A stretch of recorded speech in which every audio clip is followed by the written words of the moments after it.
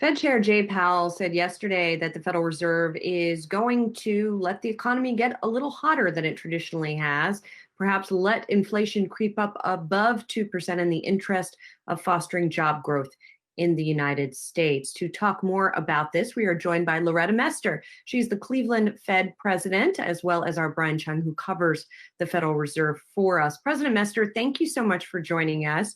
So give us a little bit of the nuts and bolts, if you will, of the thinking behind this big policy change, expected though it may have been by economists from the Federal Reserve. Yeah, thank you. And thanks for having me on today. Well, there's been a lot of changes in the economy over the past 10 years. And I think the new statement really incorporates our thinking now about how it is best to achieve our goals of price stability and full employment, and maximum employment. And some of those changes are one, there's a lower general level of interest rates. We've seen that over the past 10 years, and the expectation is that will remain low going forward. The second thing that has happened is that there seems to be less correlation between the resource use. So in other words, unemployment and inflation. So, we ran what was thought to be very low unemployment rates, and we didn't really see inflation pick up. And those combinations of changes in the structure of the economy really drove part of the framework review in terms of how can we best achieve our goals of price stability and maximum employment when we've had these kind of changes in the underlying structure of the economy. And of course, if it isn't resource utilization and unemployment correlated with inflation, then what's driving inflation? That's where inflation expectations are very important. If those are well anchored, then we're able to sort of mitigate the effects of downward shocks using our interest rate tool, even when interest rates are low. So the framework sort of tries to figure out, well, what's the best way to go about hitting our target? And that's where, letting inflation move up beyond 2%, and not only letting it, but actually saying that we are going to allow that to happen and actually take action for that to happen after periods where inflation has been low for a long time. That's the change in the strategy, is that we really want inflation to go higher than 2%, moderately higher, for some period after it's been running too low. And that's a way to make sure that inflation over time is 2%. Hey, it's Brian Chung here. So on that point, what level of inflation overshoot, as you just mentioned, in terms of either magnitude and or duration is then comfortable for you? What if inflation hits 2.5% or 3%? I know that this is flexible, so how would you approach it if inflation goes a little higher? Yeah, so again, it's going to depend on the circumstances for the overall economy of what that's going to look like in terms of how far above 2%. The key thing is really wanting to anchor inflation expectations. So if we saw that we were allowing inflation to go up and it turned out to be that expectations were being unanchored on the upside, that would be a problem.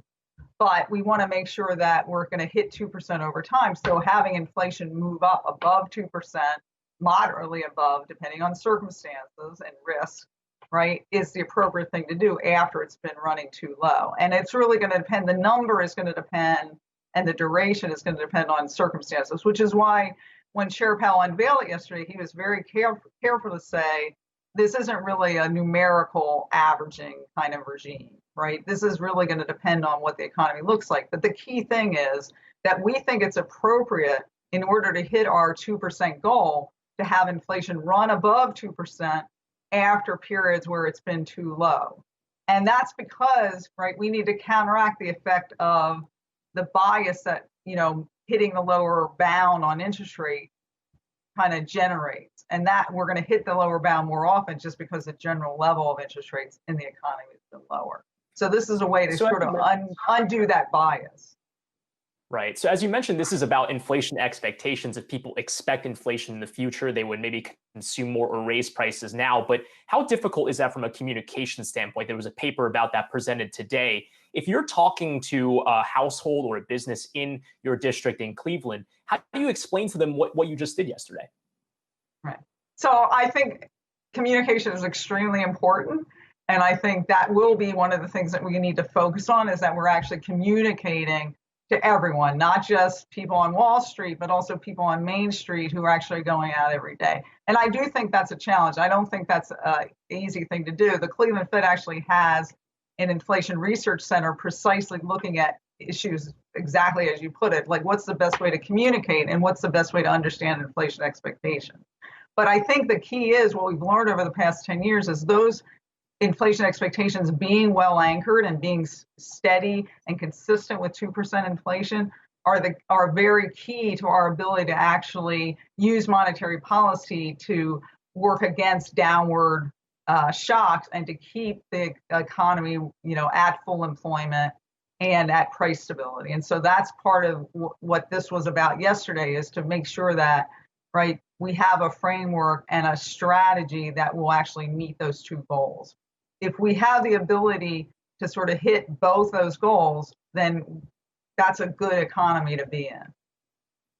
So what comes down the road, I guess, from here? It seemed like the changes to the long-term statement might be setting up what might be the next step for right now, which could be some sort of forward guidance, maybe in the next FOMC meeting. I guess I'm wondering, where do you land on that debate? It seemed to me that the announcement yesterday might take out any sort of outcome-based guidance specifically only just to employment, that it might have to include some sort of inflation pinning. I'm curious where you land in that debate and what you could see the Fed doing from here. Yeah, so I think, one of the things that's true in the framework is that it is sort of a real explanation of our strategy. And what I would support, and I will be doing it when I go out and talking, is using the strategy as a way of framing how I explain monetary policy, just like we used the prior strategy before it was revised to frame it. And a lot of parts of that strategy, of course, remain the same. Whether, it's time to go and use more explicit forward guidance or not, right? That's going to be a decision that we make at upcoming meetings, looking at the economy as we always do before we go into FOMC meetings and what's needed at the time.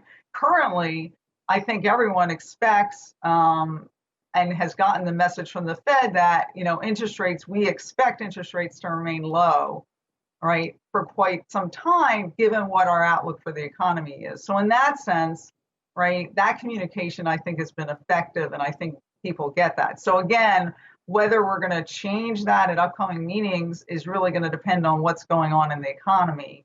And I could imagine that the time for doing that might be geared to when, we've gotten a little bit farther along in terms of it looking like, the recovery is on a sustainable path. And we want to make sure that people are getting the message that we still think accommodative monetary policy is appropriate. So again, it's going to depend on what the economy looks like going forward, but forward guidance and explaining our policy in terms of making sure that the public understands what we think appropriate policy is going to look like going forward, I think will be part of the toolkit that we use. So then share with us your outlook for the economy based on what you're seeing in your district. So in Ohio and in parts of Pennsylvania, I know that the virus cases look different and they might vary by region, but broadly speaking, how do you see the recovery? And can you see the United States getting back to the 3.5% unemployment rate that we got before the crisis, which is really, it was a great looking economy? Well, I hope that we can get back to that. And, the economy, you should never count out the resilience of the U.S. economy, for sure. I mean, it has surprised us in the past about how resilient it's been.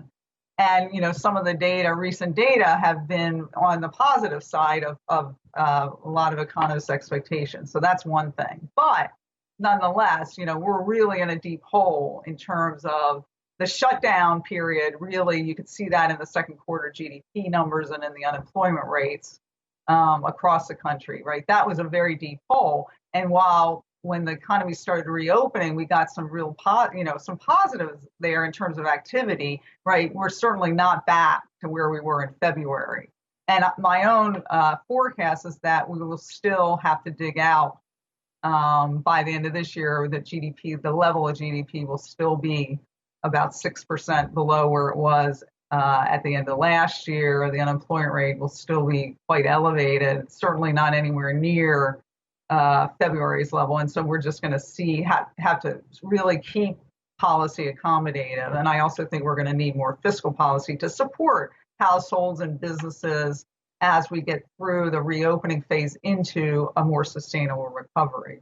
The most recent data, like we look at high frequency indicators now, of course, to kind of get a handle on where things are going, right? They actually show a tempering of activity in Ohio and in Pennsylvania, in our part of the district in Pennsylvania. And it's really tied to the increase in virus cases that started at late June. Now, the most recent data on virus cases have come back down, and we might see activity back up again. But remember, it's just a deep hole that we're in, and we're making sure that we can get back to something that's a more sustainable recovery. President Mester, finally, I wanted to ask you about the sort of ongoing debate about the Fed's role in potentially exacerbating income inequality. We've had a lot of folks who come on and talk about that there's no alternative to buying stocks, in part because rates are so low. We also spoke the other day to Bill Campbell of Double Line Capital, whose thesis is that the money that is being lent out by banks with very low rates is not going to small and medium businesses. It's going mostly to the largest.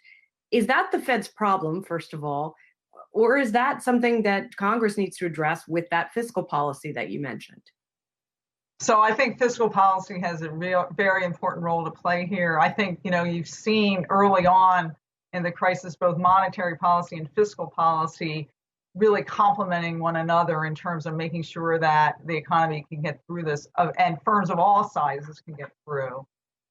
In terms of what the Fed's role is we can lend, but we can't spend. I think that was Chair Powell's way of putting it yesterday, and that's important to know. So our job is to make sure that the economy. When we went into the markets in March, we really were making sure that we didn't have a financial crisis on top of a pandemic crisis, right? It was really important that the financial markets continue to function well. And that was sort of our reason to go into those markets as we did aggressively, to make sure that, right, the financial markets continue to work and that credit could flow down to households and to businesses of all sizes. The fiscal authority stood up, some of their programs, including the Paycheck Protection Program and others, direct grants, again, to aid both workers who were laid off, the extended unemployment benefits. So there's a joint role that can be played there. The Fed's policy tools really are broad tools in the sense of they can't really target one type of borrower or one type of community versus another. Our goal is to make sure that the economy is as healthy as it can be and works for everyone, but they're blunt tools. So some of the more directed programs are going to have to come from fiscal policy. That said, we have set up some emergency programs, our so-called 13-3 programs, that are helping to get funding to firms of all sizes, including small business and medium-sized businesses. The Main Street Lending Program, which was stood up, kind of early days for that one. But again, that's a way to get loans to businesses. But I emphasize it's lending, not grant. Right, of course. Loretta Mester, thank you so much for spending some time with us. President of the Cleveland Federal Reserve Bank, Loretta Mester, joining us there. Thank you again. And thanks also to Brian Chung. Thank you. Be well. Hey, investors. Zach Guzman here. Are you interested in learning more about the markets and getting the latest financial news? Well, then click right here to subscribe to our Yahoo Finance YouTube channel. Get the latest up-to-the-minute market analysis, big interviews in the world of finance, and information on how to manage your money every day wherever you are.